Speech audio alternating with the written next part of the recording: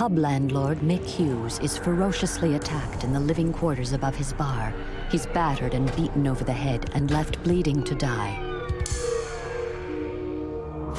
After hundreds of hours of investigation, the police are baffled. They just don't have enough evidence to make an arrest.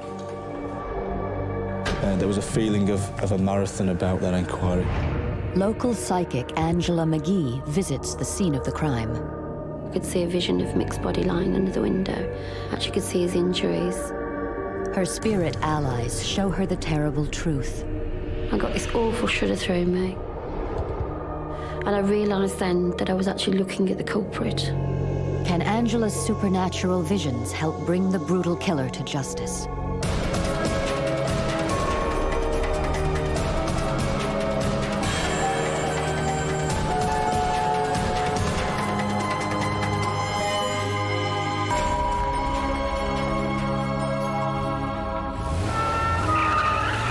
Sunday, April 27th, 2003. Police race towards the quiet village of Pelsall near Birmingham, towards the Royal Oak pub. Staff arriving for work have found the body of the landlord, Mick Hughes, brutally bludgeoned to death. Detective Inspector Ian Bamber and Detective Constable Mike Crump have the job of catching the killer. Mick's body was found in his private bedroom area that was on the first floor of the pub. He had sustained serious head injuries consistent with him being struck with an object. The attack had been ferocious, sustained, and really malicious. If offenders had meant to incapacitate him, to render him unconscious or knock him out, you could have easily done that with one or two blows, but no, they hit him again and again and again. The bedroom upstairs where Mick slept was ransacked. All the early indications suggested was that it had been a burglary that had gone drastically wrong. Michael Hughes was a family man, just 2 months away from his 60th birthday. His daughter Sharon is devastated by the news. You see it on TV, but until you've actually lived it, you can't describe how it destroys you as a person and as a family. You really can't. They asked me and my sister if we could go down to the morgue and identify my dad's body. It was the worst thing I've ever had to do in my life. Sharon and her family are desperate for justice.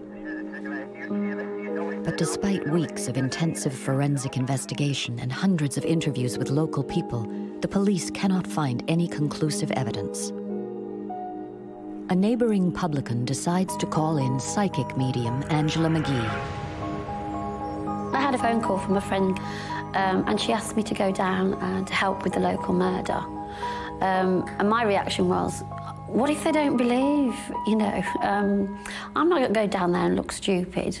I said, I'll wait till I get a message through spirit. I'll wait till the right moment. Within days, that moment comes. Well, I had a message from my own father in spirit. It was him that actually told me to go. He said, what about this murder? What about this murder? And then I knew I had to go. I believe that mediumship, you are an instrument of the spirit world. It's not voluntary. You just do what you have to do. Angela drives to the Royal Oak pub. She's never been here before and knows nothing about the murder, but that is about to change. I sat there in meditation for a little while, said my prayers, and put my hands up and said, dear God, what have I got to tell these people? With that, I had a vision. I saw 3 men climbing up a black fire escape staircase, over the roof, over the railings, and in through the French windows. And I thought to myself, that is where they've got in this building. Emboldened by her vision, Angela decides to go in. She is greeted by Beryl Chapman, former partner of Mick Hughes, who is looking after the Royal Oak. Beryl shows Angela to the living quarters of the pub. She stands in the hall. Then suddenly she is shown a second vision. I could see bodies struggling, as if there was a real push-pull-you type thing going on, and there was blood. It was just a flash, literally a flash, a vision. Angela goes to the bedroom where Mick met his grisly fate. As she moves into the room, Spirit sends her another terrifying glimpse of the past. Again, another flash, a vision. I could see a vision of Mick's body lying under the window. Actually could see his injuries in his head and down the one side. Now Angela sees something wonderful. And all of a sudden, I saw Mick in my mind's eye. The spirit of the dead publican appears standing before her. And he was making a point of a thick gold chain bracelet which was holding up. Mick tells Angela that his killer also stole his bracelet. Mick said that he knew that person, he had drunk with that person, he had fished with that person, he knew that person very, very well. I felt totally aghast. I just thought, take a deep breath here, I can't believe what I've just heard. It's an astonishing revelation. But before Angela can react, she has another vision. 3 men running away. It's almost as if they've rushed past me, and if I could feel their panic. But one of them had something the size of a shoebox with him. That's all I saw. Angela has never experienced such an incredible barrage of visions, but as she leaves the pub, she has the most terrifying insight of all. As I walked through the pub, I glanced at the bar, and there behind the bar was a young man pulling pints. I got this awful shudder through me, complete coldness. I just felt that there was complete emptiness there, as if it got no soul. And I realised then that I was actually looking at the culprit. Not waiting to see his face, Angela runs from the pub. If she's correct, the killer is still right under the noses of the police.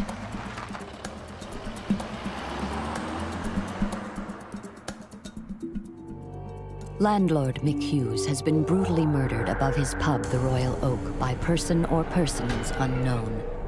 Psychic Angela McGee has visited the scene of the crime. Her spirit allies sent her an astonishing series of visions containing clues about the murder. I saw the vision of 3 men going up to the back fire escape staircase. I then saw Mick's body. I saw Mick himself. I saw 3 men leaving with something the size of a shoebox. I glanced at the bar, and I realised then that I was actually looking at the culprit. Despite months of painstaking investigation, the police still don't have enough solid evidence to make an arrest. And when there was a feeling of a marathon about that inquiry. There was a great deal of information coming in that was being looked at, but little that was helping us to get to the bottom of what had actually happened. The police are running out of options when fate leads them to Angela. In the course of my inquiries, I met a woman who had met Angela McGee at one of her psychic meetings. This woman stated that Angela had discussed the murder with her. We decided that whilst the evidential opportunities might be limited, it would really be foolhardy and a bit ignorant not to at least go and speak to Angela. Mike Crump and a colleague go to Angela's house to interview her. She invited us in. She made us a cup of tea, and we spoke to Angela about what she knew. Angela tells the police about her vision on the fire escape and of the body in the bedroom. She had no way of knowing these things, but her account matches closely what police found in forensic examination. I was startled and sceptical, equally curious and intrigued. Now she really begins to surprise the police.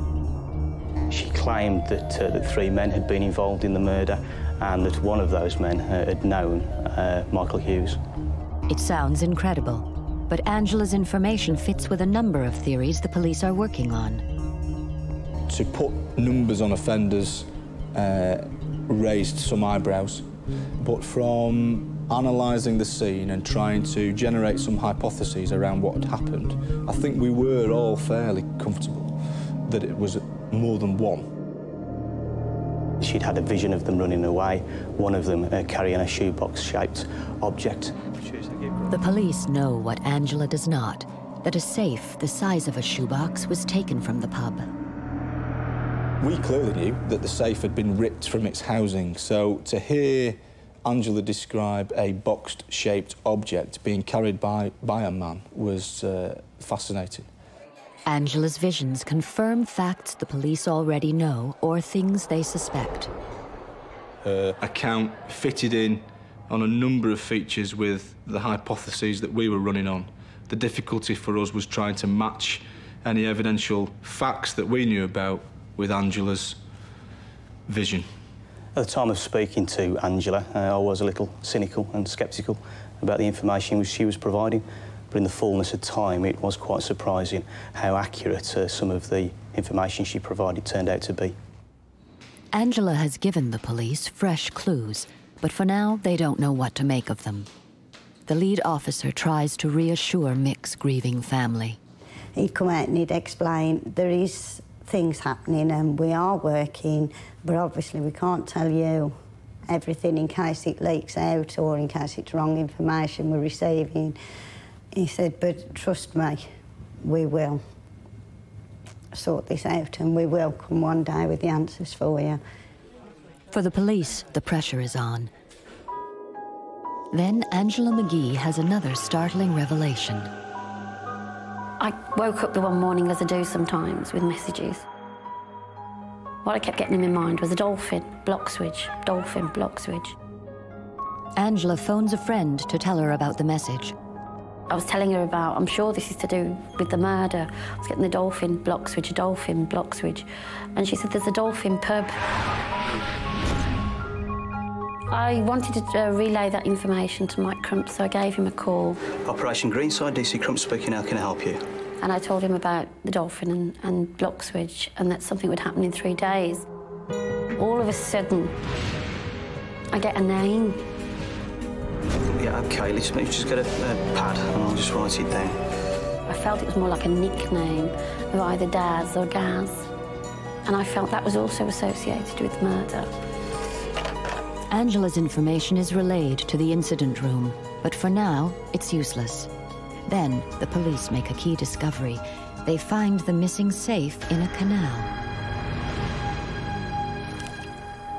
This is the canal at Slacky Lane, from where we recovered the safe that was from the Royal Oak pub. It was a breakthrough. It is important that we recover physical evidence, such as the safe. Suddenly, Angela's message about the dolphin becomes clear. And the Dolphin Public House is situated just at the top of the road, about 150 yards away from the spot where I'm standing now. There is no earthly way that Angela could have known this. At the time that Angela spoke to us about the Dolphin Public House, there was no obvious connection between that pub and our investigation. It hadn't featured at all. At the very least, it was interesting. Police are left wondering about Angela's message of the nickname. The difficulty for us, where do you put Angela? What do you do with what Angela can tell you? And the problem is that you can't use it, can you? You can't ask Angela to step into a Crown Court witness box and on oath say, I'm a medium and I know what happened. It's completely inadmissible. To convict, they still need more concrete evidence. Then, exactly 6 months after the murder, the Royal Oak pub is burgled again. This time, police get the lead they've been waiting for. Bizarrely, on the exact 6-month anniversary of Mick's death at the pub was broken into again in very chillingly similar circumstances. This time, eyewitnesses recognize the thief. Part-time bartender Gavin Chapman, son of Beryl Chapman, Mick Hughes' partner at the Royal Oak. Gavin Chapman had a severe drug problem. We believed he was addicted to heroin and possibly crack cocaine. Michael Hughes was always quite suspicious that Gavin was taking money from him in various forms in order to fund his drug addiction. The police had always suspected Gavin Chapman might be involved in the murder, but he has an alibi with two other men, Stephen Lockley and Lee Worgan. We had evidence that cast doubt on their movements in terms of the accounts that they had given. But as far as convicting them for a murder was concerned, we had very little. Now the police take a gamble. They bring all three men in for questioning. One by one, the men are interrogated and their stories scrutinized. In the initial stages, they stuck by their witness statements. I think they thought that if they maintained their original pack of lies, that they would walk. I'm sure that they were that blasé and confident that they thought that they could just bluff it out. Relatively quickly into the interview process, one of them changed the story. And they began to point the finger at each other. The men confess to burgling the Royal Oak on the night of the murder. They accuse each other of being the killer.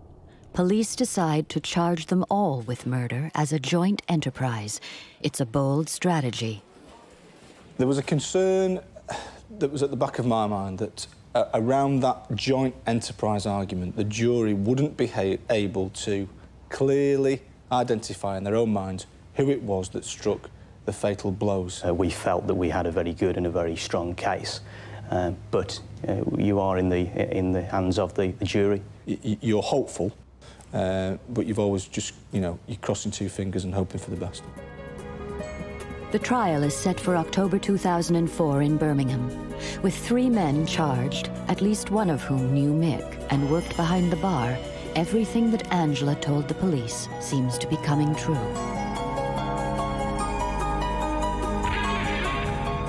Gavin Chapman, Lee Worgan and Stephen Lockley are set to be tried for Mick Hughes' murder.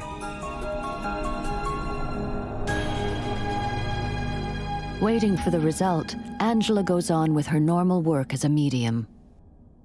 It was a few months later, after I had my visit to the Royal Oak, that I had a phone call. Carol Hall has lost her mother and wants a medium to contact her in spirit. I had no previous knowledge of Angela before this phone number was handed to me. In fact, she was one of about 4 numbers that were handed to me. And the reason I picked Angela was because she was the one more local, because I didn't know if there was a radius to how far they'd travel. And, like, the address was pretty local, so I thought I'd go for Angela. Angela visits Carol one evening at her home. Angela sat in the bedroom and I sat on the chair, more or less opposite to her. The spirit of a mother came through, and I felt that a mother's energy was all around the bedroom where we were. And I told Carol that her mother was with her son in spirit. Got to talking about it, and then they just said, which was the devastating bit, who's Michael? And that was when I just went to pieces, and I says, that was my brother. And she said, your mum's telling me she called him Michael, everybody else called him Mick, which was spot on. And all of a sudden, I had a flash of the Royal Oak and a flash of Mick in my mind. And I said, it's Mick from the Royal Oak murder. The look on Angela's face, it couldn't be captured on tape when she suddenly realised who she was talking about. She said, he keeps telling me, I've been there, and he says, can I ask, is it the pub in Pelsall? And I says, yeah. It's an amazing revelation. Angela didn't know it, but Carol Hall is Mick Hughes' sister. Mick's spirit has sought her out again. I could hear Mick say that he would see justice, and he would see justice 3 times. All I heard was justice, justice, justice. And then I says to Carol, I can see the family with their hands up in the air in triumph. And he also said something about Stafford and time, which I had to relay, which didn't make sense to me at the time. With the trial hanging in the balance, Angela's message gives comfort to Carol. With my brother coming through via Angela and saying that justice will be done, she was so right with Mum. I wanted this to be so right as well. But until the jury gives their verdict, the family can only hope that Angela's telling the truth. Just days before the trial is due to start in Birmingham, part of Mick's message becomes clear. Another case has overrun. The trial is moved to Stafford Crown Court. The court case, up until the Friday prior to the Monday's date for the court case, was going to be Birmingham, then it was going to be Wolverhampton, and on the Monday we had to go to Stafford, which was uncanny, very uncanny, because we weren't aware of that, nobody was. For police and the family, it's a tense time. You've always got that element of doubt in the back of your mind, and you're worried about how the jury will perceive the evidence that you feel is very strong, and how your witnesses will come across as well. The trial runs for 3 long weeks. I was struck by how appallingly badly the 3 male defendants conducted themselves throughout the whole trial. They sat at the back of the court and grinned, chuckled to each other, made smug comments about some of the witnesses that appeared in the witness box.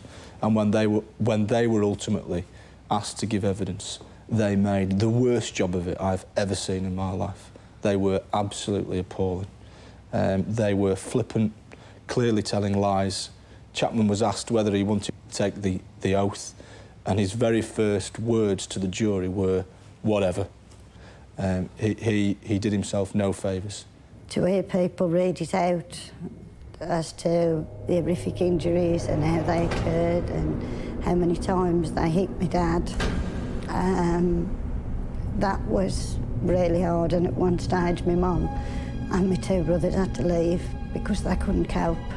Because to everybody else it's a story, to us it was our dad.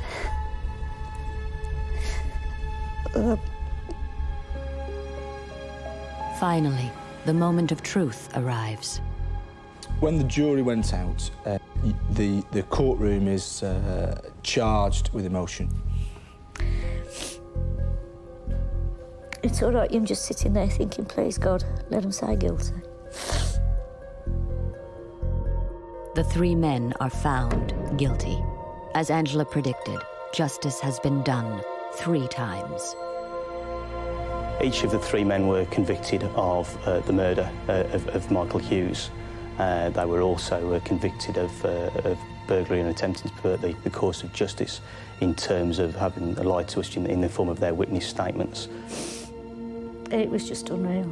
It was a dream come true.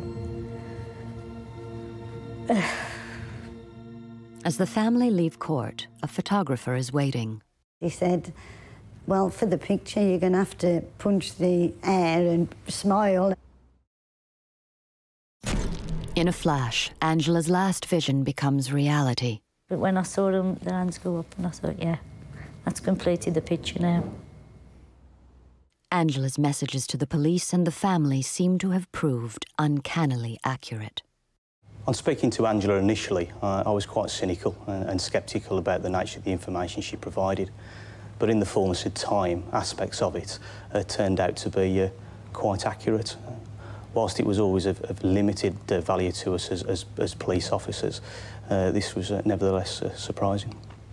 Stepping outside the police officer function and thinking about myself as a person and Carol and Sharon spending some time with Angela, if I found myself in the same circumstances and I saw that olive branch of hope, would I reach out for it? Yeah, I probably would. It's been an incredible experience for Angela. I feel I've done my job's worth. I know that I work for the God Energy Force and the God Energy Spirit, and I'm just an instrument. But to me, it's like a pat on the back, I think. It was just a nice pat on the back.